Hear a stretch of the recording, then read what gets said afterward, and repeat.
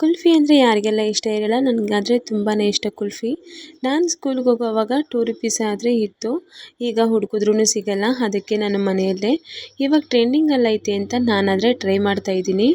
First 1/4 litre ಹಾಲನ್ನು ತಗೊಂಡು ಚೆನ್ನಾಗಿ ಕಾಯಿಸ್ಕೊಂಡು, ಹಾಗೆ ಕಾರ್ನ್ಫ್ಲವರ್ 1 ಸ್ಪೂನನ್ನು ಹಾಲಲ್ಲೇ ಮಿಕ್ಸ್ ಮಾಡಿಕೊಂಡು ಹಾಲು ಜೊತೆಗೆ ನಾವು ಚೆನ್ನಾಗಿ ಮಿಕ್ಸ್ ಮಾಡಿ ಹಾಕಿದ್ದಾಯಿತು. ಅದನ್ನು ಚೆನ್ನಾಗಿ ಉಂಡೆ ಇಲ್ಲದೆ ಕಲಿಸ್ಕೊಂಡು, ನಾನಾದರೆ ಗೋಡಂಬಿ ಏನು ಮಿಕ್ಸಿಗೆ ಹಾಕ್ಕೊಂಡೇನೋ ಆಗ್ತಿಲ್ಲ, ಬಾದಾಮಿ ಪೌಡ್ರೆ 1 ಪ್ಯಾಕೆಟ್ ತಗೊಂಡಿದ್ದೀನಿ. ಸಕ್ಕರೆ 3 ಸ್ಪೂನ್ಸ್ ಹಾಕಿದ್ರೆ ಸಾಕು.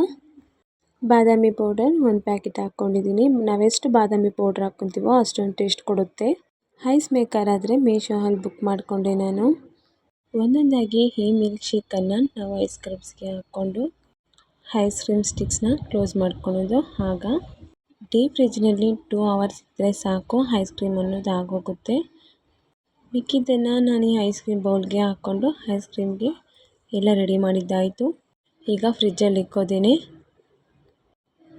ನೋಡ್ಕೊಳ್ಳಿ ಎಷ್ಟೊಂದು ಚೆನ್ನಾಗಿ ಬಂದಿರುತ್ತೆ ಅಂತ. ಐಸ್ ಕ್ರೀಮ್ ಆದರೆ ನಾವು ಎಷ್ಟೊಂದು ಬಾದಾಮಿ ಪೌಡ್ರ್ ಹಾಕ್ತೀವೋ ಅದೇ ರೀತಿ ಸೂಪರ್ ಟೇಸ್ಟ್ ಇರುತ್ತೆ.